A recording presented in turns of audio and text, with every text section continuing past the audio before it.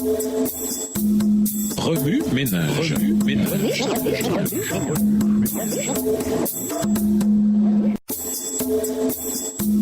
Remue ménage.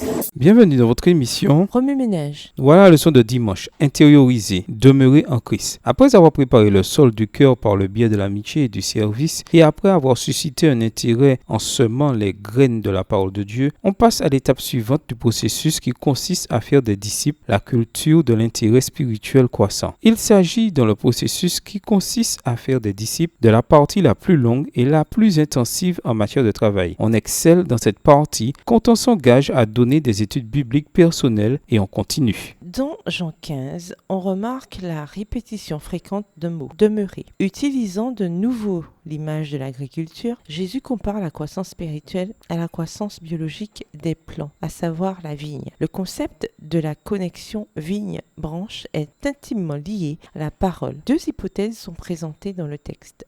Le verset 6 postule le cas de quiconque n'est pas en Christ et le verset 7 celui de quiconque est en Christ. Nous demeurons en Christ dans la mesure où sa parole demeure en nous. C'est par la puissance de la parole que la croissance se produit. La parole de Dieu est non seulement la semence spirituelle qui se met à germer, mais aussi le moyen par lequel on cultive la spiritualité. Il faut non seulement des études bibliques pour remplir la condition requise pour le baptême, mais aussi des études bibliques en continu pour nourrir l'individu, comme nous en avons discuté dans la leçon 4. Il est tout aussi important de donner des études bibliques en continu, ou du moins de former un groupe d'études bibliques ou d'organiser des réunions d'évangélisation auxquelles nous invitons amis et autres, que de recevoir uniquement des études bibliques personnelles. Que les prédicateurs enseignent aux membres d'Église qu'il leur faut porter le fardeau que le Seigneur leur a confié, celui d'amener des âmes à la réalité de l'Évangile, afin de croître eux-mêmes spirituellement. Texte tiré du livre « Instruction pour un service chrétien effectif » au chapitre 7 à la page 88, livre écrit par Ellen G. White. Plus nous nous efforcerons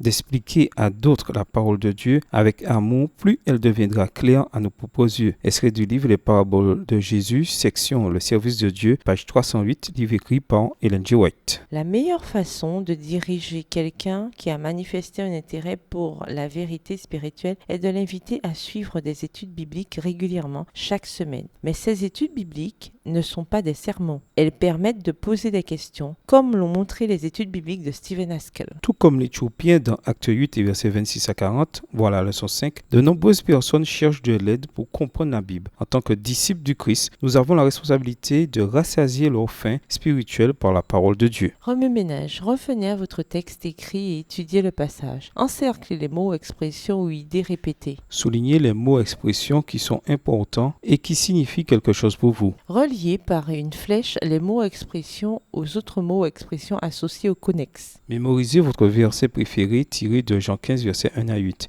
Écrivez-le plusieurs fois pour vous le rappeler plus facilement. Pourquoi une étude biblique renforce-t-elle la spiritualité tant de celui qui la donne que de celui qui la reçoit? Au revoir. Et à demain si Dieu veut. Remue ménage. Remue ménage.